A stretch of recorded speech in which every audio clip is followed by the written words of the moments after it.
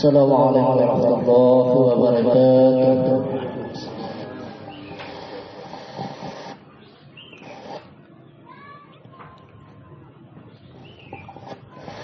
Demikian tadi baca suci Quran saudara Hakim Asus. Allah merhamkan Al-Quran dan selanjutnya mari kita mendengarkan ceramah pengajian pada sore ini oleh Al-Ustaz Safaruddin SHMA pada Ustaz Islam.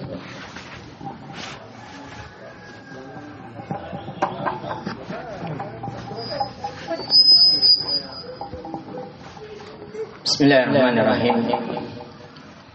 Alhamdulillahi rabbil alamin. Wassalatu wassalamu ala rasulillah ma ba'd. Allahumma anfa'na bima 'allamtana wa 'allimna ma yanfa'una wa zidna ilman. Allahumma nas'aluka al-huda wat-tuqa wal-'afafa wal-ghina. Allahumma nas'aluka al-jannata al-firdaus bighairi hisabin wa la 'adab. Allahumma ajinna minan nar. Assalamualaikum warahmatullahi wabarakatuh. Tidak ada kalimat yang lebih layak membasahi lisan kita di sore hari ini kecuali kalimat syukur kepada Allah yang dibenarkan oleh hati dan pikiran kita, disebabkan karena rahmat dan kasih sayang Allah kita dipilih di hari ini sebagai orang yang beriman. Yang kita ketahui di hari Sabtu ini adalah hari beribadahnya orang-orang Yahudi. Mereka diperindah amalannya di dunia ini oleh Allah dengan menyembah patung. Sedangkan kita dipilih oleh Allah sebagai orang yang beriman. Ini nikmat yang harus kita sadari. Sebagaimana yang dibacakan oleh saudara kita tadi, dibacakan di dalam surah Al-Imran ayat 102, bahwasanya Allah berfirman, ya ayyuhalladzina amanu taqullaha haqqa tuqatih. Wahai orang-orang yang beriman, kata Allah, Bertakwalah kalian kepada Allah dengan sebenar-benarnya takwa. Artinya ketakwaan yang mengantarkan kepada ketaatan kepada Allah dan menjauhkan dirimu dari kemaksiatan kepadanya. Wala tamutunna illa wa antum muslimun. Dan Allah kabarkan bahwasanya janganlah kalian sekali-kali mati kecuali kalian dalam keadaan sebagai seorang yang Islam. Yang alhamdulillah di hidup kita ini kita dipilih oleh Allah sebagai orang-orang yang Islam, sebagai orang-orang yang beriman kepada Allah. Maka dari itu ini penting untuk kita ingatkan bahwasanya di antara kenikmatan yang terbesar bagi seorang hamba ketika hamba dipilih oleh Allah di atas keimanan kepada Allah. Ini keimanan tidak bisa dibayar dengan harta benda. Keimanan tidak bisa dibayar dengan pangkat dan jabatan. Keimanan betul-betul adalah taufik, hidayah, pangamasaya baturi Allah Subhanahu wa taala. Maka dari itu kita ingatkan bahwasanya keluarga, di antara hikmah Allah menciptakan adanya keluarga agar satu keluarga dengan keluarga yang lain saling mengingatkan tentang keimanan. Agar satu keluarga dengan keluarga yang lain mengambil pelajaran bahwasanya kehidupan yang bahagia di dunia alam barzah dan di akhirat adalah ketika seseorang menjalani kehidupannya dengan keimanan. Maka dari itu di pertemuan kali ini kita sudah berada dalam pertemuan yang ketiga, khususnya untuk saya dipanggil. Di pertemuan pertama saya ingatkan ketika di belakang Masjid Nurul Iman bahwasanya hakikat keluarga adalah ketika seseorang memiliki satu visi dan misi, yaitu sama-sama beribadah hanya kepada Allah, sama-sama bergandengan tangan untuk meraih surga Allah, dan sama-sama menghindarkan diri dari neraka Allah. Dan kita ingatkan dalil yang kita bawakan di sana tentang kisah Nabi Nuh alaihi salam. Allah tidak akui tentang keluarganya antara dia dengan anaknya. Kita ingatkan tentang keluarga Nabi Lut. Allah tidak akui antara dia dengan istrinya. Kita ingatkan tentang keluarga Fir'aun, istrinya yang beriman dan suaminya kufur. Allah tidak akui keimanannya. Allah pisahkan dia. Walaupun mereka bersama di dunia, tapi Allah pisahkan mereka di akhirat.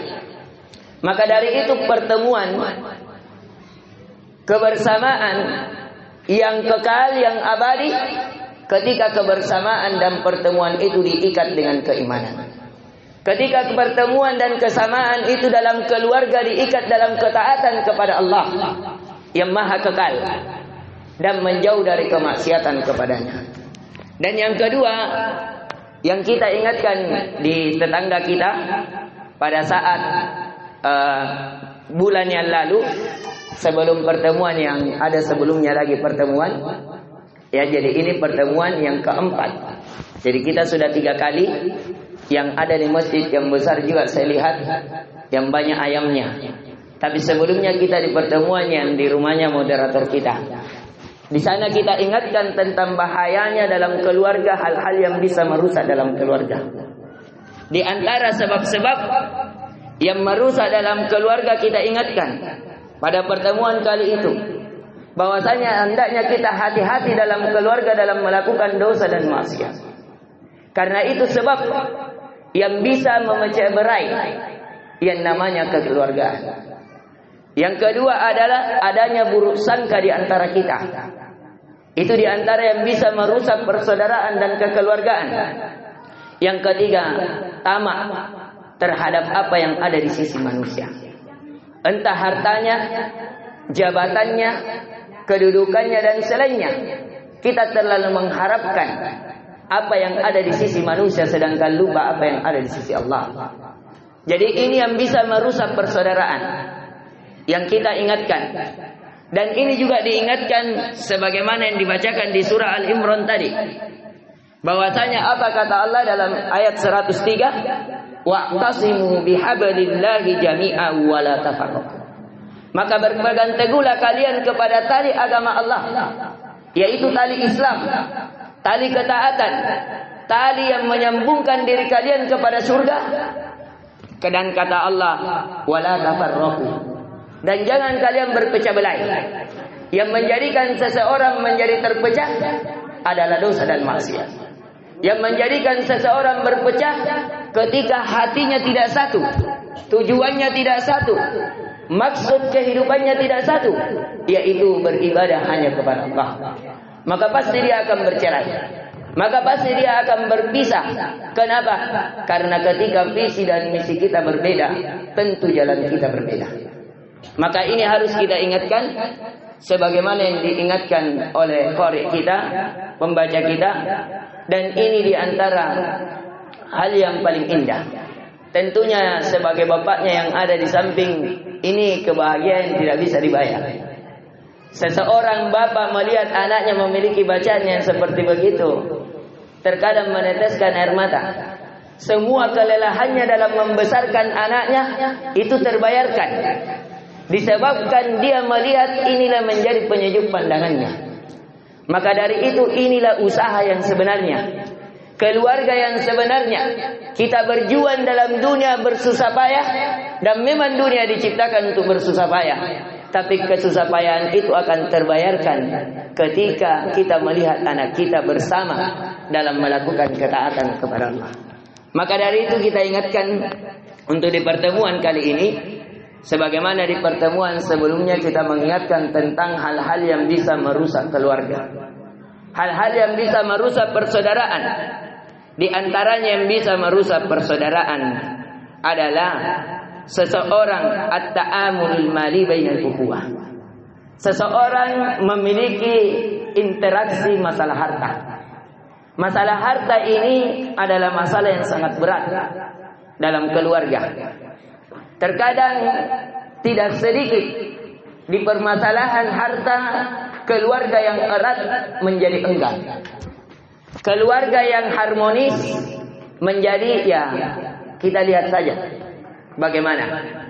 Apalagi kalau ada yang satu sudah meremehkan yang lainnya. Maka dari itu penting dalam keluarga memiliki kaidah. Jadi di pertemuan kali ini saya hanya ingin memberikan kaidah bahwasanya harta yang sesungguhnya apa yang kita belanjakan di jalan Allah. Keluarga yang sesungguhnya adalah keluarga yang mengantarkan kita meraih keridhaan Allah. Keluarga yang sebenarnya adalah keluarga yang kita bersama-sama melakukan keimanan dan ketaatan di dunia, yang mengakibatkan kebersamaan di akhirat, di surga Allah. Itulah yang sebenarnya. Maka intinya di permasalahan harta ini harus kita ingatkan kepada seluruhnya bahwasanya harta salah satu kendaraan setan yang paling mematikan dalam merusak keluarga. Maka dari itu perlu untuk kita ingatkan bahwasanya ketika seseorang dalam kesempitan, khususnya dalam kesempitan, disitulah sebenarnya kontribusi keluarga yang memiliki kelapangan. Karena kata seorang penyair Arab mengatakan, mawaddatus sadiqi tazharu inda dzikri. Ketulusan seorang teman itu, ketulusan seorang keluarga itu, ketulusan seorang sahabat itu akan tampak di masa sempit. Jadi kalau ada di masa sempit, kalau punanakan atau mangkasar kapace-pacen netalla saka, mungkin ya kurang ide balanjana atau sementara garing burak atau bainina anjoy minjo di sini ki keria keluarga punna jai barang-baranta jai apa-apanta nan rapi-rapi wajar ya kutai nia erok. Tapi perhatikan itu ya ki burus sangkai. Tapi punna pacce kita enaki, apakah dia masih ada? Apalagi kalau di masa sulit. Maka perlu kita ingatkan bahwasanya hakikat harta sekali lagi adalah apa yang menambah ketaatan kita kepada Allah. Dan harta yang paling berkah, harta yang paling baik kata Nabi sallallahu alaihi wasallam, nikmatul mal lirrajulin salih. Sebaik-baik harta adalah yang dipegang kepada orang yang soleh. Kenapa? Karena dia tidak memanfaatkan hartanya kecuali kepada kebaikan. Entah membantu dirinya, membantu hajat istrinya, membantu hajat anak-anaknya dalam melakukan ketaatan kepada Allah, atau membantu hajat keluarganya. Maka dari itu dalam Islam, harta yang paling besar kebaikannya adalah, kata Nabi sallallahu alaihi wasallam, fabda 5 tahun. Mulailah bersedekah dengan orang yang engkau tanggung. Mulai dari kalau kita seorang suami kepada istri, kepada anak, kemudian keluarga yang terdekat. Mairi sari-sari batanta, mairi sari-sari batanda manggeta, sari-sari batanda mata, mairi cucu-cucunta, mairi kamakamanakanta, yang asal menjeparalu diperhatikan. Maka dari itu kami mengucapkan kepada pencetus pertama yang melakukan kajian seperti ini, kajian keluarga, rinne minne watunna kata si cini-cini. Inai-inai sari batanta sukses, inai-inai sari batanta ya parallu ni pa sukses. Inai-inai keluarga ta parallu ni tolong, inai-inai keluarga ta parallu ni semangati. Kutai aren lalino banyak hal-hal yang menghalangi.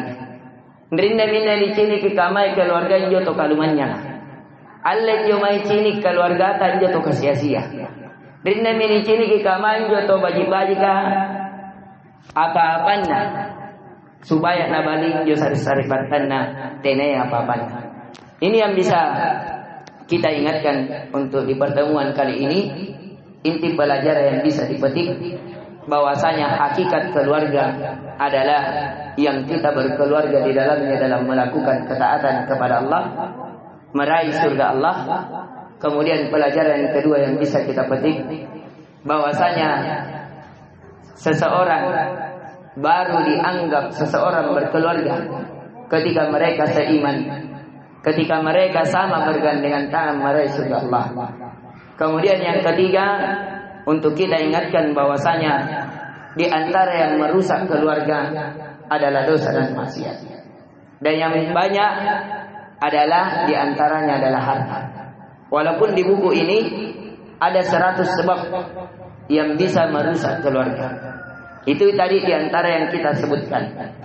Intinya dosa dan maksiat, buruk sangka, terlalu tamak apa yang ada di sisi manusia, mengumbar rahasia, mempermasalahkan dalam muamalah harta, kemudian terlalu berat, ingin mendapatkan dari orang yang dia temani bermuamalah semuanya kebaikan, padahal tidak ada manusia yang sempurna. Kemudian yang keempat yang perlu kita ingatkan bahwasanya hakikat kekayaan adalah apa yang kita lakukan menjadi sebab jembatan meraih keridhaan Allah. Kalau kebaikan dikatakan harta itu menjadi baik dalam genggaman kita, ketika harta itu menjadi jembatan meraih keridhaan Allah. Kalau kita memiliki kedudukan, kekuatan, itu dianggap baik ketika kekuatan dan kedudukan itu bisa kita menjadi sebab meraih keridhaan Allah. Mungkin ini nasihat yang singkat, karena kata para ulama khairul kalami qalla wadal, sebaik-baik ucapan-ucapan yang sedikit dan memberi petunjuk. Semoga yang sedikit ini bisa menjadi kecukupan bagi kita seluruhnya, dan saya mengucapkan kepada seluruhnya jazakumullahu khairan jazaa ala ihtimamikum wa musa'adatikum wa musahamatikum. Semoga Allah membalas kebaikan kita seluruhnya atas tolong menolong dalam melakukan kebaikan ini, dan atas persembahan yang kami diamanahkan untuk mengisi kajian keluarga ini. Dan saya memohon kepada Allah, semoga keluarga ini bukan hanya dikumpulkan di dunia, tapi Allah dengan rahmat dan kasih sayangnya mengumpulkan kita seluruhnya di akhirat. Dan kita juga memohon kepada Allah dengan rahmat dan kasih sayangnya, semoga kita seluruhnya diampuni dosa-dosa dan kesalahannya, diangkat derajatnya. Dan kita juga memohon kepada Allah, semoga seluruh yang hadir di tempat ini diselesaikan hajat-hajatnya oleh Allah, diangkat penyakitnya yang sakit di antara kita, diselesaikan utangnya bagi siapa yang berutang di antara kita, dan semoga Allah memberikan kelapangan hidup di dunia, di alam barzah dan di akhirat bagi orang-orang yang tersempitkan kehidupannya. Dan kita memohon kepada Allah Semoga Allah menegakkan iman kita hingga ajal menjemput dan mewariskan kepada anak-anak dan cucu kita. Sebagaimana yang diingatkan oleh qori kita tadi, wala tamutunna illa wa antum muslimun. Katalah janganlah kalian sekali-kali mati kecuali kalian sedang dalam keadaan seorang muslim. Seorang yang berserah diri kepada Allah, bahwa Allah adalah Tuhan yang satu-satunya kita sembah. Muhammad adalah panutan kita, Nabi sallallahu alaihi wasallam, bahwa kita telah ridho, telah selamat hatinya, bahwa Islam sebagai agama kita dan hati kita selamat dari dosa dan maksiat, selamat batu apa dari Allah Subhanahu wa taala, selamat dari kebencian kepada orang-orang yang beriman. Ini yang bisa kita ingatkan, semoga bermanfaat untuk kita seluruhnya. Subhanakallahumma bihamdik, asyhadu an la ilaha illa anta, astaghfiruka wa atubu ilaik. Assalamualaikum warahmatullahi wabarakatuh.